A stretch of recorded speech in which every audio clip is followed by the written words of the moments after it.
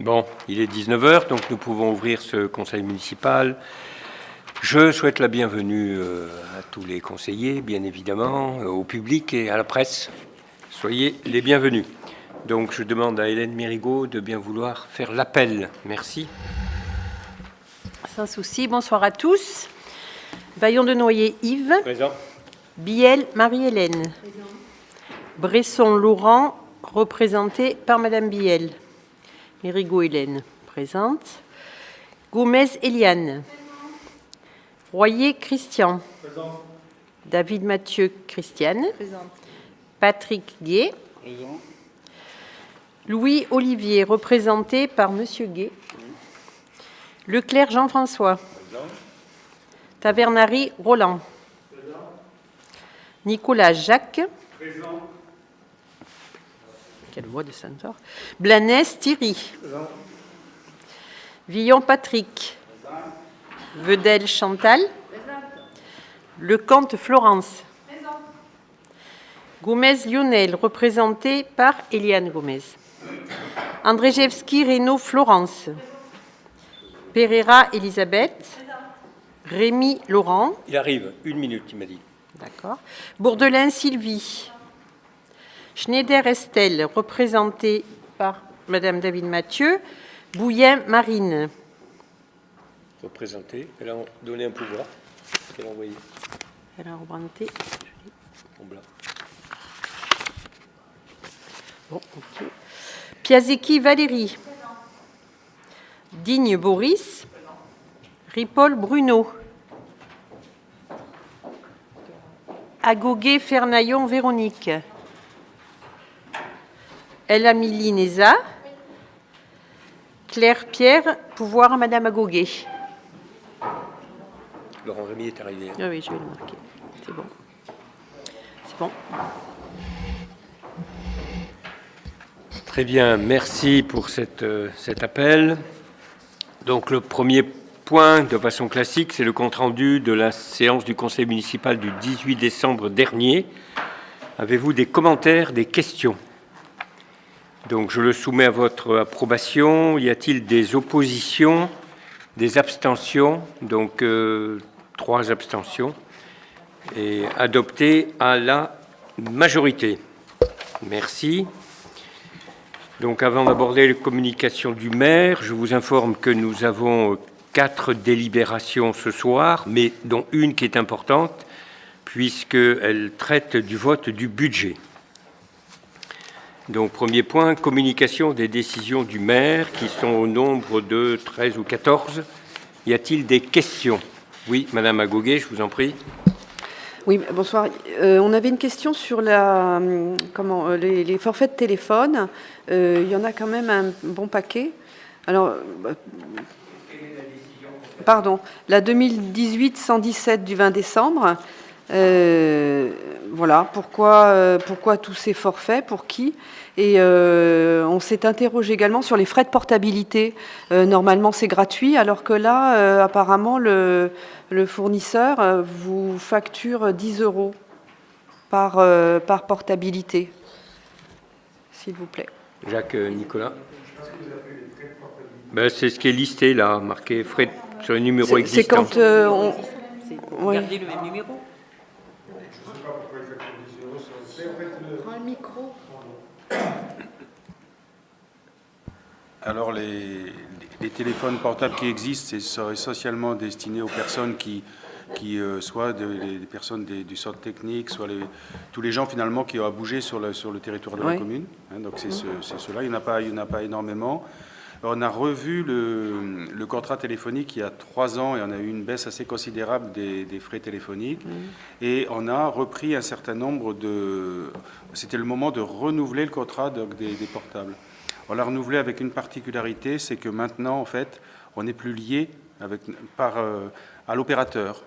C'est-à-dire que, suivant l'endroit où on est et suivant la performance, par exemple, actuellement, je ne sais pas si vous avez remarqué, mais Bouygues marche très mal au tort, pour les gens qui sont Bouygues.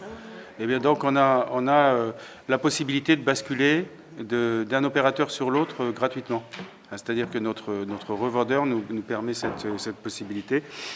Alors les frais de portabilité, en fait, je sais pas très bien à quoi ils correspondent là-dedans et pourquoi on les paye. Non, mais c'est pas gratuit, mais ça doit pas tellement se produire, quoi, parce que en fait, on reste sur le même téléphone. Je sais pas, honnêtement, je saurais pas vous le dire. Hein, voilà. Oh, c'est un point sur lequel on va se renseigner. On apportera la réponse. Je demanderai à Alain demain, je vous le dirai. Question? Oui, je vous en prie. Oui, j'ai une question subsidiaire par rapport aux décisions du maire, mais pas celle-ci. Je voulais savoir, il y a eu l'annulation donc des activités sportives ce week-end au gymnase. Je voulais savoir s'il y avait des frais à supporter pour l'annulation des manifestations. Si vous voulez bien répondre. Les présidents d'associations concernées sont invités à me rencontrer. Je leur ai proposé une date pour qu'on étudie les incidences qu'ils ont pu avoir. De quelque sorte que ce soit et quel type d'action on pourra mener pour compenser l'handicap s'ils en ont eu un. Voilà. En tout cas, ils ont bien agi puisqu'ils ont compris la nécessité de trouver une solution. Voilà.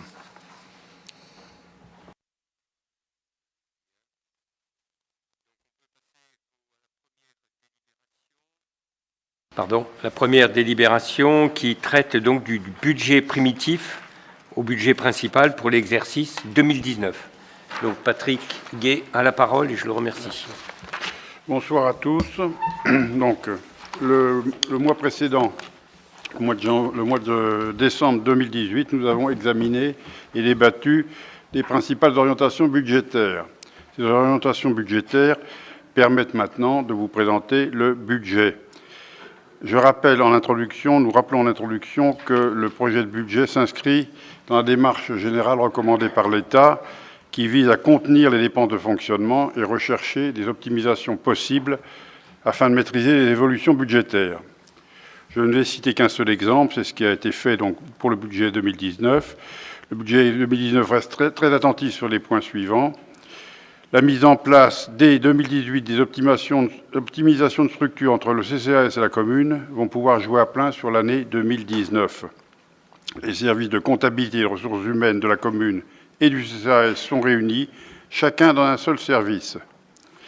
La direction générale du CCAS est assurée par la directrice générale des services de la commune et ces regroupements doivent à la fois permettre une meilleure efficacité des prises de décision et des économies d'échelle. Voilà le seul exemple que je citerai.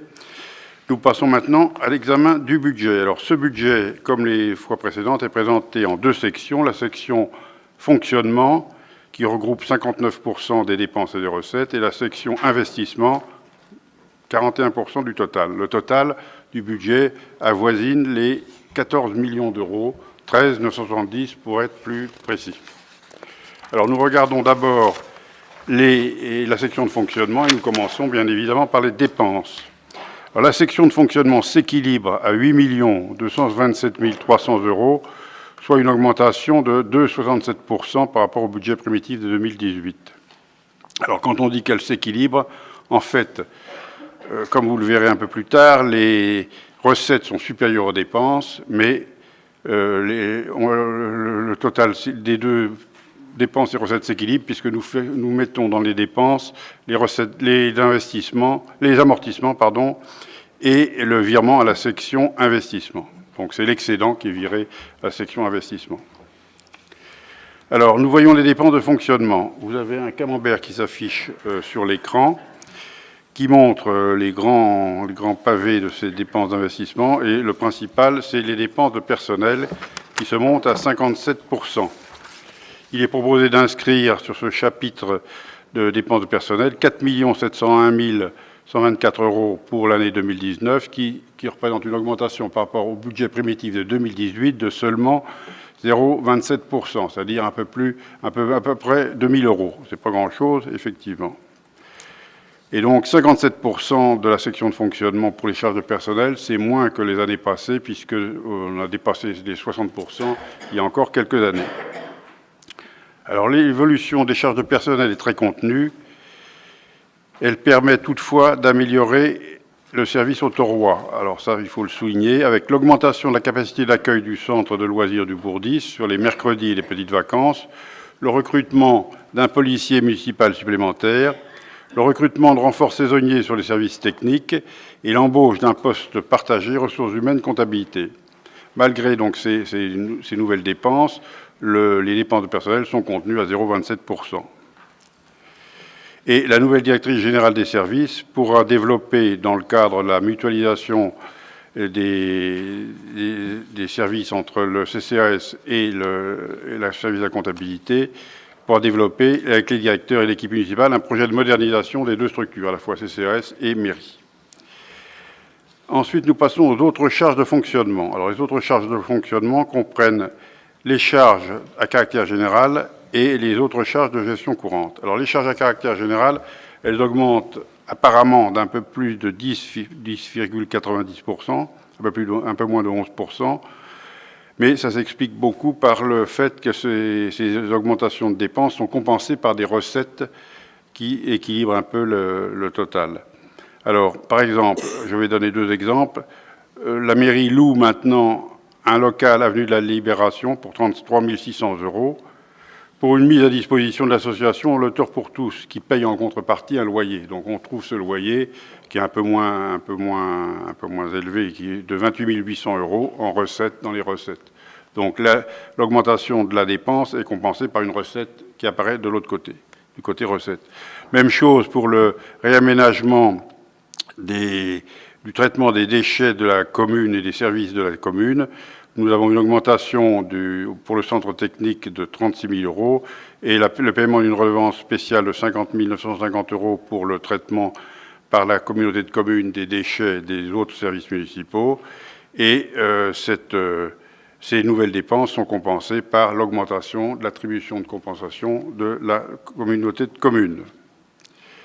Alors, les autres charges de gestion courante, elles comprennent la participation au CCAS, au GIP Cuisine Centrale et à l'école de musique. La subvention du CCAS, elle est à nouveau assez faible, enfin plus faible que les années précédentes, puisque, comme vous le savez, la petite enfance est passée sous la maîtrise de la communauté de communes au 1er juillet 2018. Donc on ne retrouve dans la compétence du CCAS et dans le financement du CCAS que les services autres, le service d'aide à domicile, le logement, et le partage de repas, les aides sociales. Et l'attribution qui est faite cette année est de 300 000 € contre 290 000 en 2018. La participation au GIP, au groupement d'intérêt public Cuisine Centrale, est en augmentation. Elle passe de 143 000 à 222 430 €. Effectivement, en 2018, le GIP n'a commencé à fonctionner qu'au 1er avril 2018, et cette année, nous budgétons pour une année complète. Donc c'est tout à fait logique. Enfin, la participation à l'école départementale de musique et de danse, elle, est en diminution. Elle s'élève à 170 640 €, en diminution de un peu plus de 20 000 € par rapport à 2018, dû au fait que le nombre d'élèves taurois a diminué de 28. On passe à 237 inscrits, donc 28 de moins qu'en 2018. Alors ces subventions, elles seront votées à la fin de la délibération, dans le cadre de la délibération d'adoption du budget primitif, et font l'objet d'une annexe budgétaire. Les subventions aux associations restent stables en 2019. Elles se montent à 109 345 € pour les subventions de fonctionnement et 39 760 pour les subventions d'action. Enfin, dernière subvention, c'est celle concernant les coopératives scolaires. Elles restent également inchangées et se montent, je ne donne pas le détail, à 17 160 €. Et elles seront également votées en fin de parcours. Alors, les atténuations de produits, c'est une autre charge. Celles-ci sont estimées à 223 000 € en diminution de plus de 23% par rapport au budget primitif 2018. Pourquoi ? Parce que une des grosses dépenses au titre des atténuations de produits, c'est l'application de la loi SRU, la loi Solidarité et Renouvellement Urbain, qui nous impose une pénalité pour l'insuffisance du nombre de logements sociaux construits sur la commune. Cette pénalité était de 153 125 € en 2018, elle est ramenée à 90 000 € en 2019. Donc ça explique une partie de la baisse. Et cette pénalité est en diminution par rapport à 2018, car les dépenses réalisées en 2017 viennent en déduction du prélèvement de la pénalité qui nous est appliquée. Donc, baisse de la pénalité SRU. La contribution de la commune au Fonds national de péréquation intercommunale et communale est également inscrite à ce chapitre, et le montant est évalué à 125 000 pour une notification 2018 de 121 914. Donc, on a arrondi à 125 000. Enfin, le prélèvement sur la taxe d'habitation sur les logements vacants depuis plus de 5 ans est estimé à 8 000 €, donc c'est très inférieur aux deux autres postes précédents. Les charges financières, maintenant, c'est le dernier point. Les charges financières sont prévues pour 2019 à 111 000 €, c'est-à-dire le même montant qu'en 2018. Toutefois, l'emprunt qui va être contacté en 2019 pourrait impacter les charges financières sur une seule échéance de 2019, puisqu'il sera contracté en fin 2019. Mais enfin, 111 000 €, ça s'explique par le maintien de taux interbancaires qui restent bas et le fait qu'un certain nombre d'emprunts arrivent à terme et sont donc remboursés. Et on peut comparer ces 111 000 € prévus pour 2019, équivalent à ceux de 2018, aux 175 000 €, presque 175 000 € qui étaient payés en charges financières en 2012, au moment où les taux d'intérêt étaient bien plus élevés que maintenant. Alors nous passons maintenant aux recettes de fonctionnement. Et vous allez voir apparaître un autre camembert, voilà, qui apparaît sur l'écran. Alors, ces recettes de fonctionnement, eh bien, elles sont constituées pour une part importante, très importante, 59%, par les taxes directes locales, les impôts locaux. 59% du total, 4 887 000 €. Alors, ces impôts locaux sont constitués de la taxe d'habitation, la taxe foncière bâtie et la taxe foncière non bâtie, et résultent de l'application des taux qui ont été fixés en 2017 et qui n'ont pas été modifiés en 2018, ils ne seront pas modifiés non plus en 2019, aux bases qui sont estimées avec une évolution de 2%, c'est-à-dire un peu moins que l'an dernier. L'an dernier, nous avions été un peu trop optimistes, donc cette année, on est plus prudent. On ne prévoit une augmentation que de 2% des bases, et ça nous donne donc à peu près 2,3 millions de produits pour la taxe d'habitation, 2,384 millions pour la taxe foncière bâtie, et beaucoup moins évidemment pour la taxe foncière non bâtie, 183 000.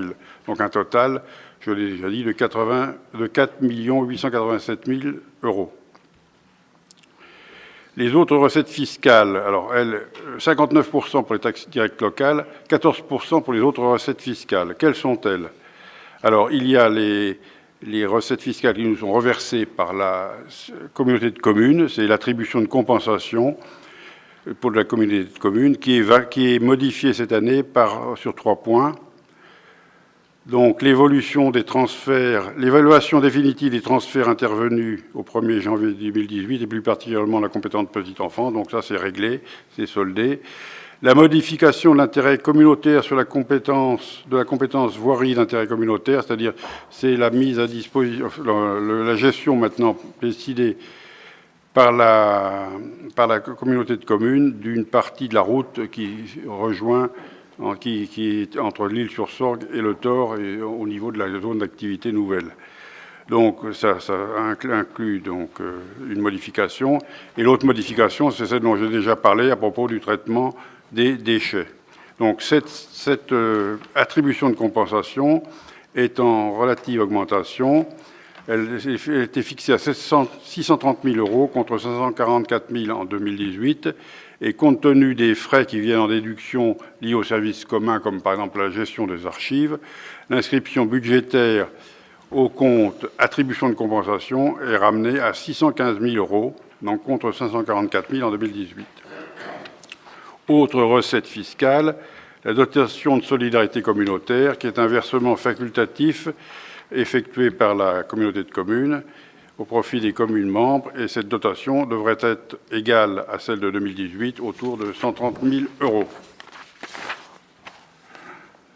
La taxe locale les autres recettes fiscales comprennent la taxe locale sur la publicité extérieure, qui est une nouveauté qui a été instituée en 2017.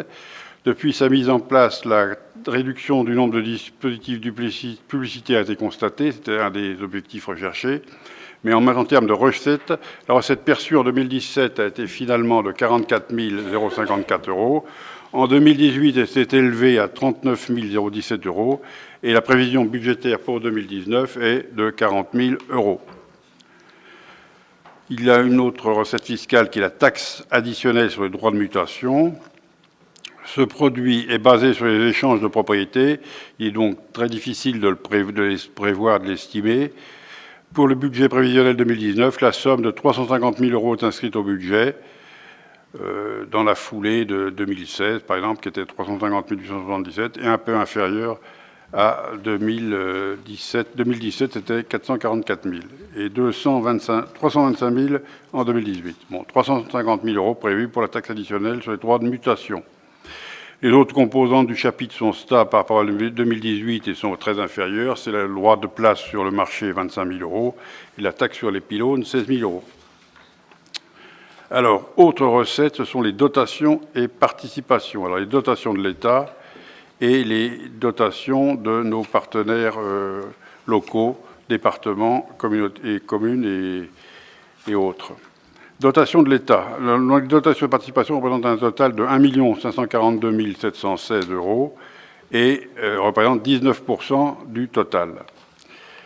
Les dotations de l'État comprennent la dotation globale de fonctionnement qui, après avoir atteint un sommet en 2013, un peu plus d'1 million d'euros, est retombée depuis à 642 616 € en 2018 et il est prévu un gel de cette dotation globale de fonctionnement. Il est donc proposé d'inscrire le même montant qu'en 2018, donc 642 000 € pour la dotation globale de fonctionnement. Pour la dotation de solidarité rurale, le montant prévu est le même aussi que celui de 2018, 328 000 €. Pour la dotation nationale de péréquation, 227 323 €. C'est la dotation également perçue en 2018. Voilà. Alors les recettes maintenant de nos partenaires concernant l'accueil au collectif de mineurs pour la Maison des Jeunes et au centre du Bourdis. Il s'agit de la caisse d'allocation familiale, la mutuelle sociale agricole et le conseil départemental. La participation de ces trois est estimée à 185 000 contre 215 250 au budget 2018 et la diminution s'explique par l'arrêt complet des financements liés à la compétence petite enfance. Donc là, effectivement, nous percevons moins puisque la petite enfance a été transférée à la communauté de communes.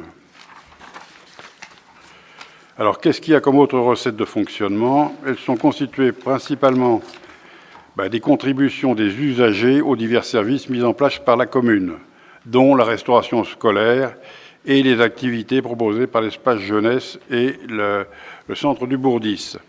La prévision budgétaire globale pour ces éléments est de 424 905 € et elle est en baisse par rapport à 2018, tout simplement parce que le GIP a été complètement mis en place et qu'en 2018, on facturait les repas fournis à l'EHPAD dans le cadre de la convention transitoire avant la mise en place du GIP. Donc voilà ce qui explique la baisse. Les autres produits de gestion courante concernent principalement les revenus des immeubles, loyers, locations diverses. Ces produits sont estimés à 129 400 €. Alors maintenant, vous allez voir apparaître sur l'écran comment peut être synthétisée la section de fonctionnement. Voilà. Et vous voyez que les recettes, 8 183 691 € sont largement supérieures aux dépenses, ce qui permet d'affecter pour l'équilibre 420 000 € à l'amortissement des actifs et de virer finalement, faire un virement à la section investissement de 374 601 € qui est supérieur au virement effectué en 2018. Et l'autofinancement global qui comprend amortissement plus virement à la section investissement est également en progression puisqu'il se monte à 750 000 € contre 690 000 en 2018. Voilà, c'est terminé pour la section fonctionnement. Nous allons passer maintenant à la section investissement. Alors la section investissement s'équilibre à 5 742 859 €, en augmentation d'1 113 360 € par rapport au budget primitif 2018. Voilà. Alors, nous allons voir maintenant les dépenses d'investissement et ensuite les recettes. Alors, ce que je voulais dire sur l'équilibre de la section d'investissement, c'est qu'à l'inverse de la section de fonctionnement, ce sont les dépenses qui sont supérieures aux recettes, et donc l'équilibre provient, cette fois-ci, de recours à l'emprunt. Alors, nous voyons maintenant les dépenses d'investissement. Elles se ventilent en gros en dépenses d'équipement par opération, c'est les grands projets, et puis les dépenses d'équipement hors opération, et puis le remboursement de l'emprunt qui représente 13%. Le remboursement d'emprunt, 737 000 €. Alors, nous voyons les dépenses hors opération tout d'abord. C'est toute la partie verte entre dépenses d'équipement par opération et remboursement d'emprunt. Elle se monte à 1 426 330 €. Ce montant est en hausse par rapport au budget primitif précédent, qui était de 1 216 000 €. Alors, une grande partie de ces crédits sont pilotés par les services techniques et concernent la rénovation et l'amélioration du patrimoine municipal. Pour 2019, les travaux de mise en conformité des bâtiments communaux concernant l'accessibilité, donc l'accès aux personnes handicapées, seront poursuivis. Les bâtiments concernés seront, quels sont les bâtiments qui sont touchés par cette mise en accessibilité?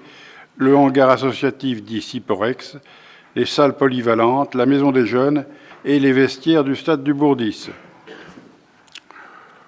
Autres dépenses hors opération, un nouveau chantier de rénovation des remparts médiévaux sera mené avec l'association APAR. Pour les bâtiments sportifs, il est prévu de réaliser une extension du clubhouse du tennis. Et par ailleurs, au niveau des aménagements urbains, il est prévu d'installer des sanitaires publics supplémentaires sur la place du Chasselas. Au niveau de l'urbanisme, la commune soutiendra les projets de construction de logements sociaux et plus particulièrement celui situé au hameau des Vignières. La commune poursuivra en 2019 sa politique foncière avec l'acquisition d'un terrain qui permettra la création d'un parking public, cours Gambetta, et des terrains agricoles sur la colline de Touzon.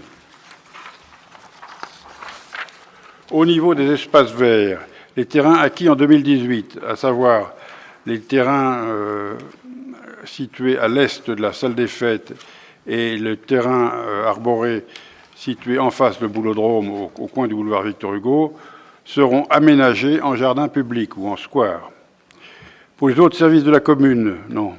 Une étude, enfin, va être prise en charge par la commune pour définir un nouveau modèle économique pour l'auditorium. En effet, suite à l'arrêt de la programmation par le conseil départemental, cette étude apparaît nécessaire et elle sera financée largement par le département, puisqu'elle sera financée, elle s'élève à 48 000 €, elle sera financée à 80% par le département. Donc le solde restera à la commune, mais enfin, il est important de savoir ce qu'on va faire de cet auditorium.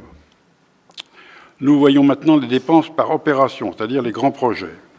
Alors, comme l'an dernier, avec le chantier de l'école des jardins, il y a un projet qui domine, c'est celui, cette fois-ci, du cœur de ville, qui représente 65% du total des dépenses par opération, des dépenses de grands projets.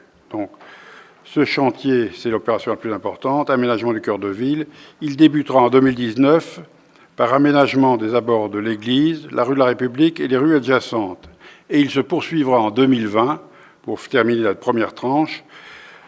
Et ce seront les places de la mairie ou la place du fer à cheval, la place du marché et la place du Chasselas qui seront traitées.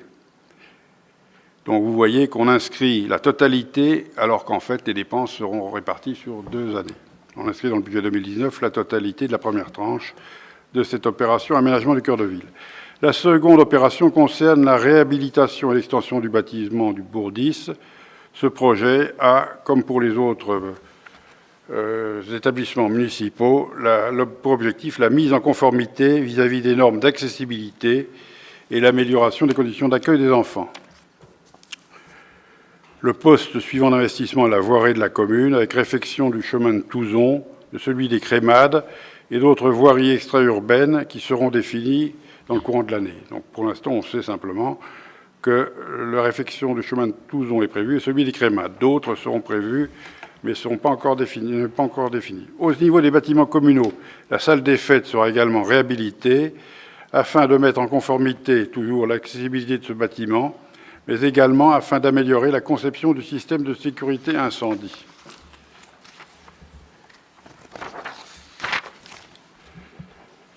La commune, autre dépense, poursuivra également l'équipement du territoire en vidéoprotection.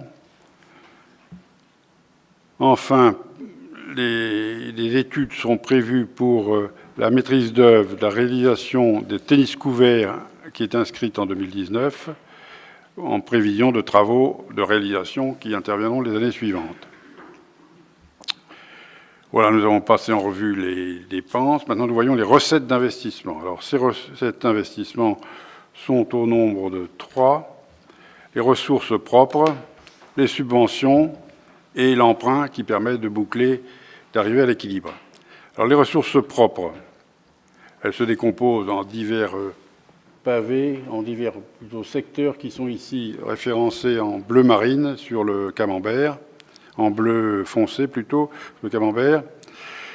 Les subventions sont en bleu clair et en bleu encore plus clair figure l'emprunt pour 56%. Donc les ressources propres, dotation et fonds divers pour 10%, c'est la taxe d'aménagement qui est estimée en fonction des permis de construire accordés. Elle est estimée pour 2019 à 130 000 €, en augmentation par rapport à 2018 où elle était de 110 000 €.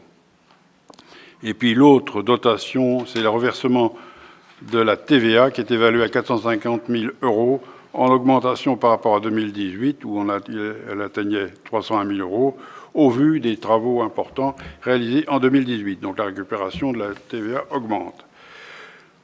Autre ressource propre, c'est le produit des cessions qui représente 8% à 450 000 €.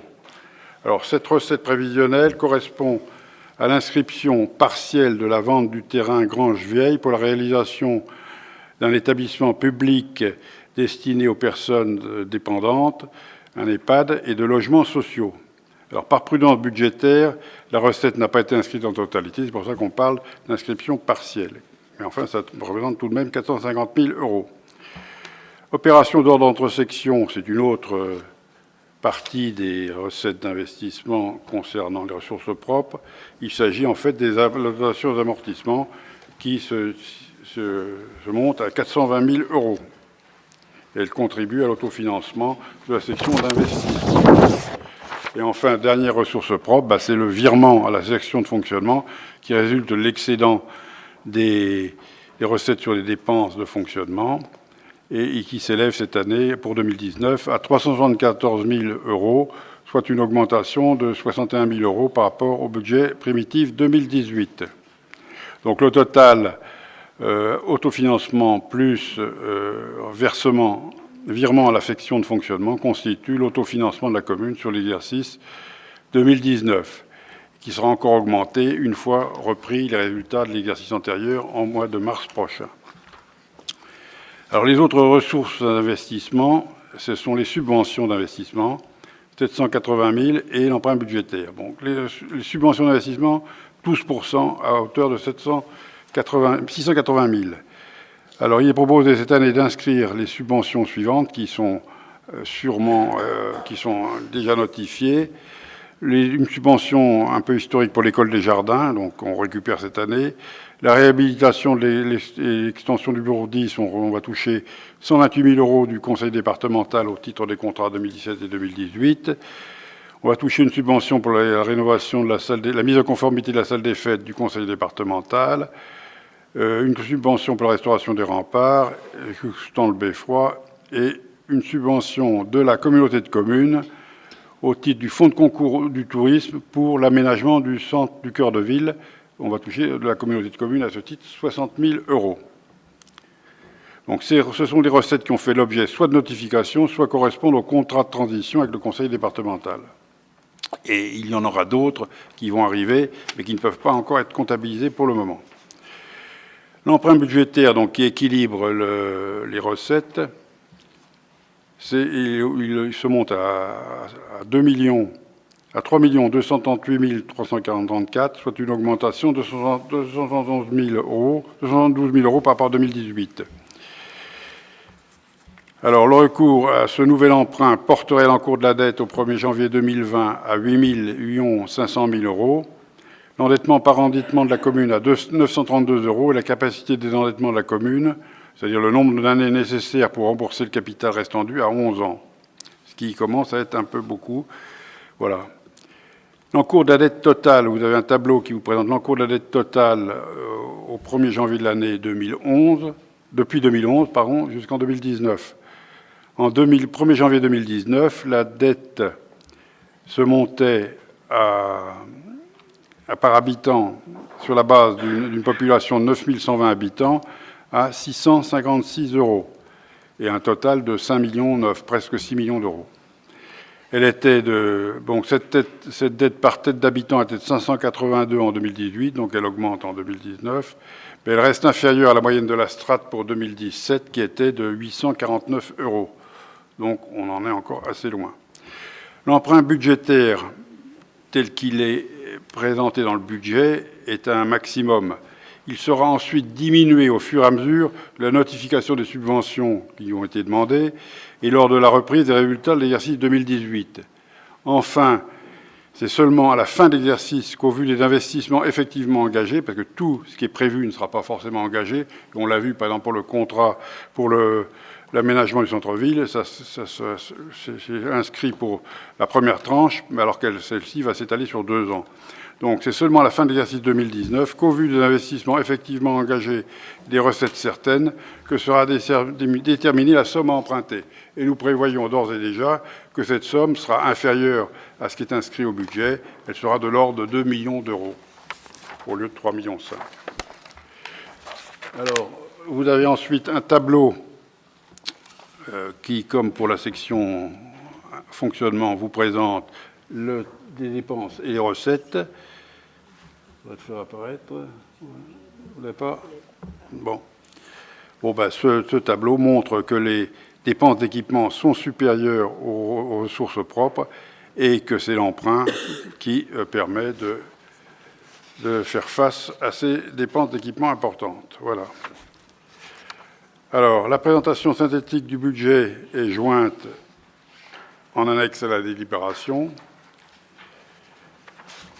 La délibération prévoit donc l'approbation des chiffres de section de fonctionnement, de section d'investissement du budget et l'accord sur les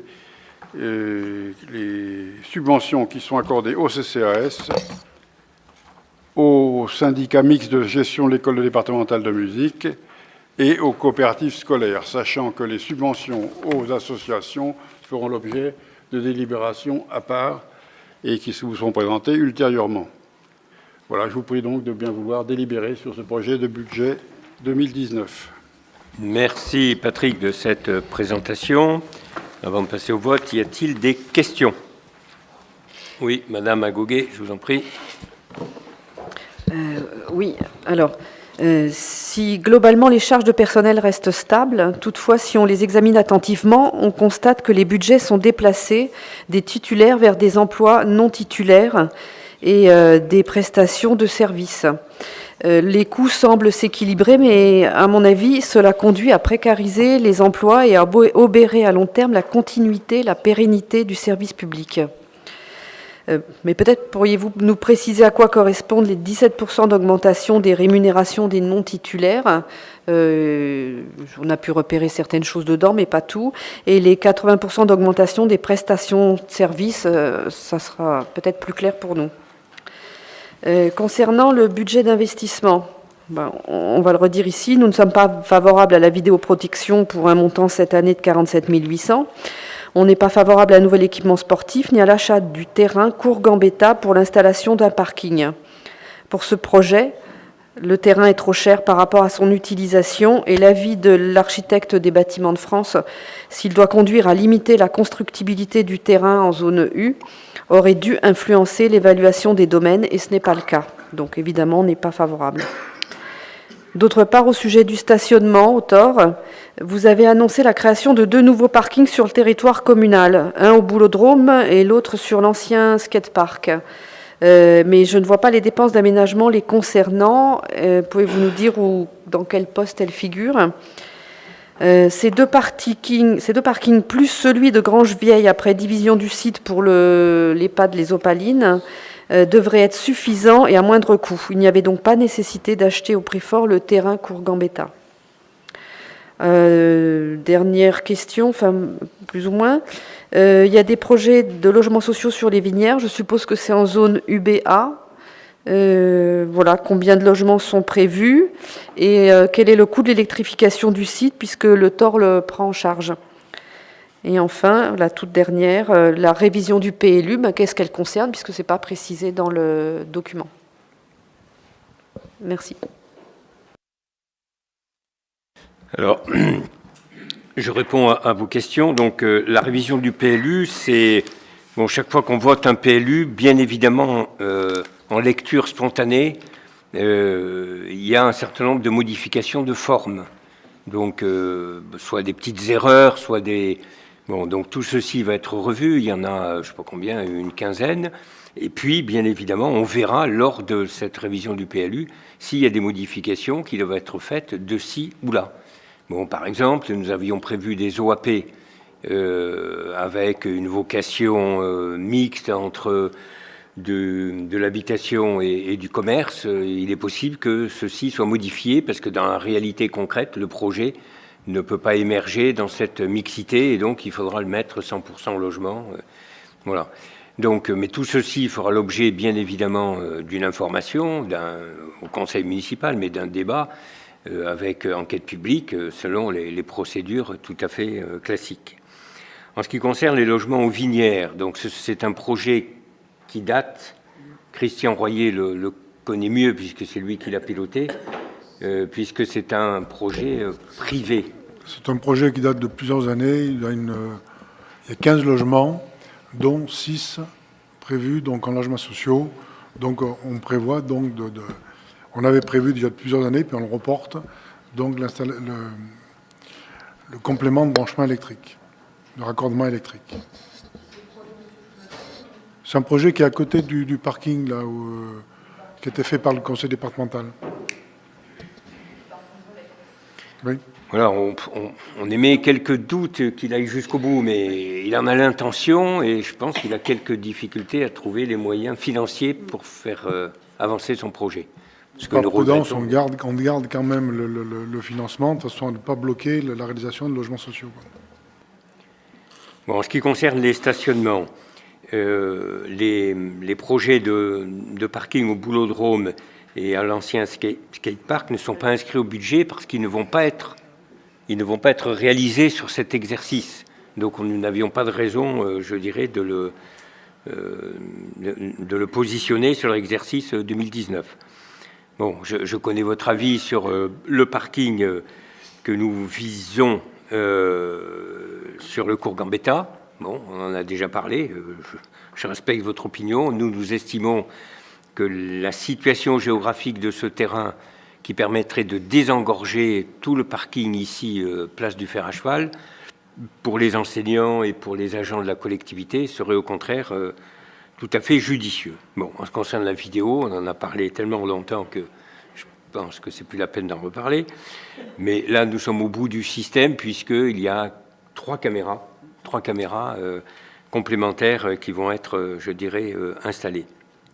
Bon, en ce qui concerne notre philosophie sur les agents de la collectivité, nous n'avons aucun a priori sur les statuts des agents de la collectivité. Et nous ne prenons pas de décision en disant on va recruter un tel parce qu'il sera en statut contractuel au détriment d'un autre qui serait lui en statut d'agent de la collectivité.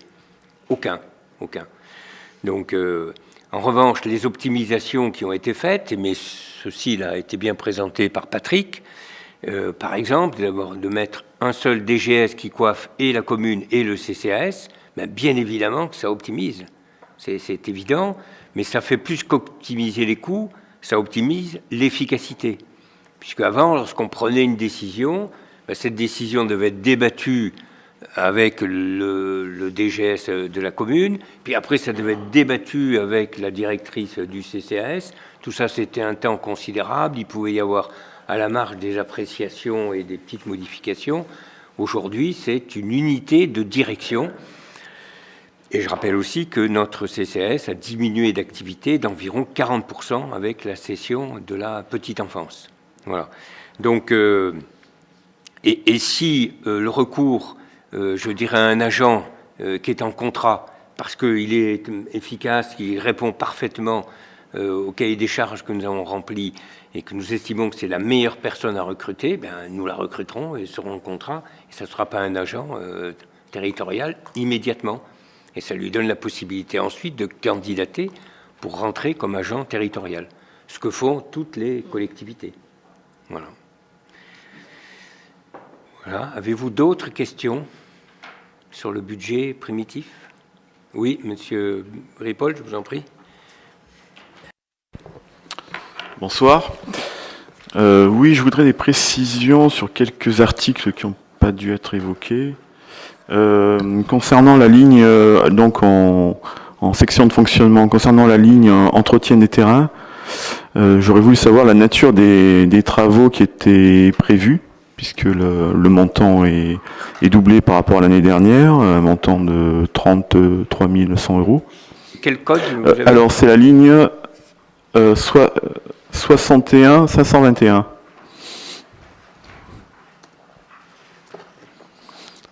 Je vous pose toutes mes questions ou...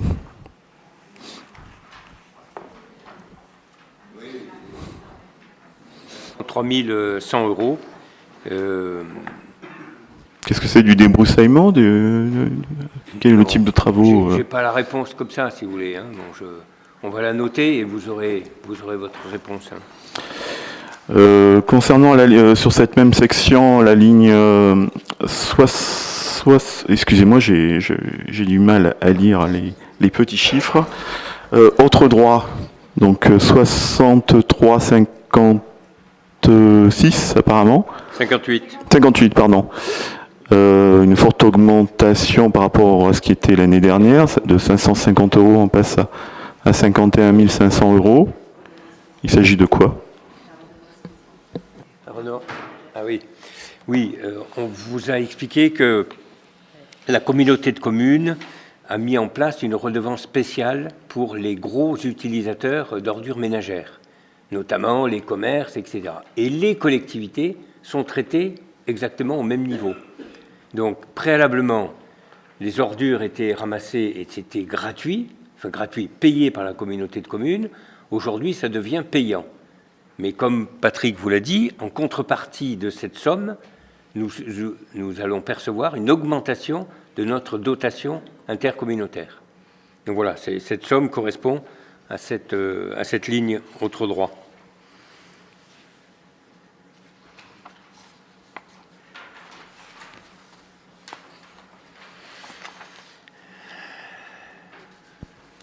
Alors, dans le sens inverse, sur la section de fonctionnement, la ligne 70 878, je crois, remboursement par d'autres redevables. Là, à l'inverse, effectivement, on retombe sur un montant de 3 000 €. Attendez, M. Ripoll, on n'arrive pas à trouver ce que vous... 70 878, c'est ça? Remboursement frais par d'autres redevables. Moi, j'ai page 18. Donc 78, vous avez dit? Remboursement frais par d'autres redevables. On passe de 64 250 € à 3 000 €. Donc, quel est... Remboursement de frais par d'autres redevables. C'était 64 000 en 2018 et ça passe à 3 000 €. C'est par rapport au GIP. Je pense que c'est le GIP, si je ne commets pas d'erreur. Donc le GIP, c'était un peu compliqué parce qu'il est intervenu au 1er avril. Donc ça veut dire qu'on a eu 3 mois où on était dans une situation où nous achetions les denrées et pour refacturer au GIP. Et là, tout ceci est arrêté Et nous payons une facture au GIP et l'EHPAD paye une facture au GIP. Et le GIP est un organisme autonome en termes de budget. Donc voilà l'écart des 64 000. Et peut-être une dernière question concernant cette fois-ci la section d'investissement. On a cette année des dépenses un peu plus importantes sur le matériel. Donc sur les lignes 21, 58 et 21, 82, elles se suivent.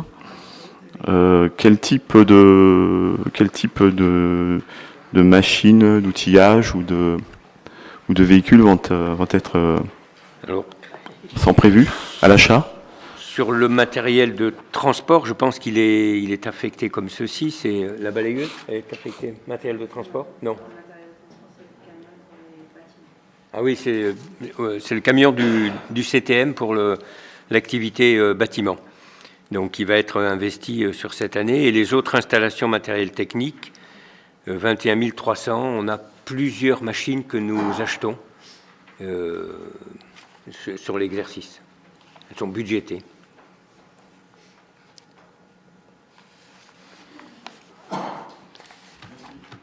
D'autres questions? Non? Très bien. Donc, je vous remercie. Est-ce que vous voulez voter par article ou globalement par article? D'accord. Donc, je soumets à votre délibération l'article 1er, les inscriptions de crédits en dépenses et en recettes pour chacune des sections. Section de fonctionnement dépenses 8 227 300, en recettes 8 227 300. Section d'investissement, 5 742 859 en dépenses et 5 742 859 en recettes. Qui vote contre? Donc 4. Qui s'abstient? Donc adopté à la majorité. L'article 2, le montant de la subvention attribuée au centre communal d'action sociale fixé à 300 000 €, conformément aux détails du budget. Qui vote contre? Qui s'abstient? Donc adopté à l'unanimité. L'article 3, le montant de la subvention attribuée au syndicat mixte de gestion de l'école départementale de musique et de danse est fixé à 170 640 €, conformément aux détails du budget. Qui vote contre? Qui s'abstient? Donc adopté à l'unanimité. Et l'article 4, les subventions de fonctionnement attribuées aux coopératives scolaires pour un montant global de 17 160 €. Qui vote contre? Qui s'abstient? Donc adopté à l'unanimité. Je vous remercie. Nous pouvons démarrer l'année avec un budget voté. Voilà. Je voulais juste vous préciser, au mois de mars, nous serons amenés à voter le compte administratif et son atterrissage sera supérieur à un excédent budgétaire de 900 000 €, comme je vous l'avais déjà un peu annoncé, ce qui viendra d'autant diminuer le recours à l'emprunt. La délibération suivante traite de l'actualisation des tarifs des services communaux. Donc, comme vous le savez, la dernière actualisation a eu lieu en décembre 2015. Et nous avons estimé qu'il fallait pouvoir faire des évolutions en fonction de l'inflation, tout en respectant des hausses qui soient, je dirais, normales. Donc, nous avons monté la location de la salle des fêtes et le matériel de 3%, ainsi que les locations aux particuliers et la mise à disposition de véhicules communaux qu'il est proposé de ne pas modifier. Nous proposons d'augmenter là de façon plus significative les insertions publicitaires dans la revue L'Écho du Beffroi, puisque nous proposons de les augmenter de 10%, partant du principe que ces tarifs étaient relativement compétitifs pour arriver à conquérir des clients. En ce qui concerne les occupations du domaine public, les appuis de pont, revalorisation de 3%, tout ce qui concerne les mises à disposition de terrains ou d'espaces communaux pour les camions pizza outillage 3%, les terrasses et occupations commerciales 3%, ne pas les modifier, pardon, les ventes de fleurs à la Toussaint 3%, et les ventes de véhicules par des professionnels, revalorisation de 3%. Je rajoute que le tarif des marchés hebdomadaires et des fêtes foraines seront revalorisés, mais que ça passe par un avis des professionnels que Jean-François Leclerc va rencontrer prochainement. Pas de modification sur les tarifs des cimetières. Les affaires scolaires, les tarifs sont revalorisés de 3%, garderie et études. Transport scolaire, pas de modification. Et restauration scolaire, les tarifs sont revalorisés de 3% arrondis, sauf le repas dit adulte amélioré et le repas crèche, que nous facturons d'ailleurs à la communauté de communes. Le centre de loisirs Le Bourdis, là, donc, sont soumis au quotient familial, hein, comme vous le savez, c'est un peu complexe, hein, et donc il a été fixé 6 catégories, et il existe également un tarif pour les extérieurs. Donc l'ensemble de ces tarifs seront revalorisés de 3% arrondis. La Maison des Jeunes, la carte d'adhésion est revalorisée à compter du 1er février. Les activités ponctuelles ne sont pas modifiées à ce stade.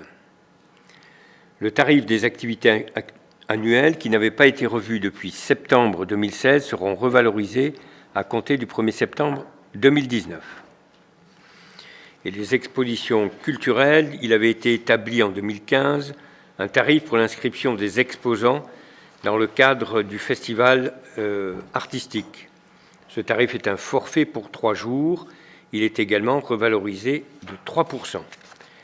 Et nous avons mis en annexe, ce qui est un peu compliqué parce que tous les tarifs doivent être listés, la totalité des tarifs que la commune est amenée à appliquer pour X et X prestations. Avez-vous des questions sur ce point avant de passer au vote? Donc, pas de questions. Donc, je vous propose de délibérer et de fixer les tarifs des services communaux. Alors, on ne va pas les voter article par article, je pense que ce n'est pas nécessaire. Hein. Des tarifs communaux qui vous sont listés dans le tableau avec les taux et les montants listés par objet. Donc, y a-t-il des oppositions, des abstentions? Donc, adopté à l'unanimité. Je vous remercie. La délibération suivante traite d'une autorisation donnée au maire pour signer et déposer une déclaration préalable de division sur les parcelles cadastrées 49, 52, etc., au lieu dit de Grange-Vieille. Donc, comme vous le savez, nous sommes propriétaires depuis déjà un peu plus de 40 ans de parcelles cadastrées AD 49, 52, 53, 407, 408, 410 et 285 au lieu dit Grange-Vieille pour une superficie de 45 637 mètres carrés. Ces parcelles sont situées en zone UC, 1 AUC et NCO, sont concernées par une orientation d'aménagement et de programmation du PLU qui a été approuvée le 16 mars 2017. Les secteurs en zone UC et 1 AUC, d'une superficie d'environ 22 000 m², sont destinés à accueillir une opération d'ensemble à vocation d'habitat, logements locatifs sociaux et logements seniors et d'équipements publics. La zone NCO correspond à une zone naturelle à préserver et au corridor écologique de la Sorgue. Donc, afin de pouvoir mettre en œuvre cette opération d'ensemble, la commune envisage sur ces terrains de détacher tout d'abord un lot à céder à un bailleur social pour la construction d'une vingtaine de logements sociaux. On est en cours de finalisation avec le bailleur social. Un deuxième lot à céder à un organisme privé pour la réalisation d'un EHPAD de 80 lits et de logements seniors au nombre de 20. Et un lot à conserver par la commune pour la réalisation de parkings et d'équipements publics. Équipements publics qui serait un boulodrome. Le reliquat correspondant à la zone naturelle protégée sera bien évidemment conservé comme espace de convivialité au cœur de l'enveloppe urbaine. Donc, afin de procéder au détachement des 3 lots à bâtir, il est nécessaire que la commune dépose une déclaration préalable de division en application de l'article 442.3 du Code de l'urbanisme. Il est donc proposé au conseil municipal d'autoriser le maire à signer et à déposer cette demande. Avant d'en délibérer, avez-vous des questions? Oui, madame. Bonsoir à toutes et à tous. Juste une question par rapport au lot à céder à un organisme privé pour la réalisation d'un EHPAD. Je voulais savoir pourquoi vous n'avez pas privilégié un bail amphithéotique de manière à garder la propriété de la parcelle? Parce que le candidat veut être propriétaire chez lui. C'est la raison d'ailleurs de son déménagement de là où il est actuellement, à Châteauneuf-de-Galagne. Donc il veut être... voilà. D'autres questions? Non. Donc je vous propose d'en délibérer, de décider d'autoriser le maire à signer, à déposer une déclaration préalable en vue de la division de 3 lots à bâtir sur les parcelles cadastrées AD 49, 52, 53, 407, 408, 410 et 285 au lieu dit Grange-Vieille. Y a-t-il des oppositions, des abstentions? Donc approuvé à l'unanimité. La délibération suivante, qui est la dernière, est-ce que c'est toi, Eliane, qui la lit? Qui est-ce qui... C'est toi? C'est Jean-François? C'est comme vous voulez. Hein, bon. Moi, je ne la lirai pas, moi. Qui est une convention pluriannuelle de partenariat avec l'association Ambiance Tauroise. Jean-François, je te remercie. Bonsoir à tous. Dans le cadre de l'organisation des événements festifs sur la commune a signé en 2018 avec l'association Ambiance Tauroise une convention pluriannuelle de partenariat pour 2018-2019. Celle-ci prévoit notamment l'organisation d'un concours de chant en juin. Après un bilan de l'édition 2018 du projet concours de chant et au retour du public recueilli par Ambiance Tauroise, une réflexion a été menée par l'association sur la pertinence de renouveler cet événement. En effet, le concours se déroulait sur une période chargée en festivités et précédait de quelques jours la fête de la musique, manifestation qui se situe à peu près dans le même registre. Ambiance Tauroise souhaite proposer un nouveau projet intitulé « Thé dansant » qui se déroulerait au cours du premier trimestre de l'année au mois de mars et répondrait davantage à la demande du public taurois. Les résidents de l'EHPAD, les Cigales, seraient invités et associés au projet.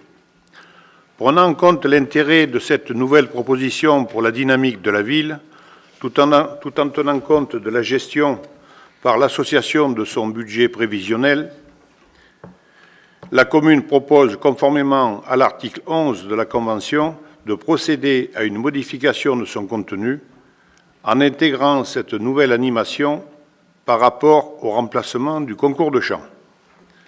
Le projet d'avenant à la convention pluriannuelle, jointe en annexe, précise les modalités du nouveau projet Thé dansant. L'Assemblée délibérante est invitée à l'approuver et à autoriser Monsieur le maire à la signer. Je vous prie de bien vouloir en délibérer. Merci. Merci Jean-François. Y a-t-il des questions? Oui, je vous en prie. Oui, c'est le même budget finalement que le budget du concours de chant. C'est juste un report du budget concours de chant au budget thé dansant. Hein, c'est ça? Oui, mais dans la convention était bien précisé le type de manifestation. Comme il y a un changement dans le type de manifestation, il est obligatoire de le refaire voter. Voilà, c'est tout.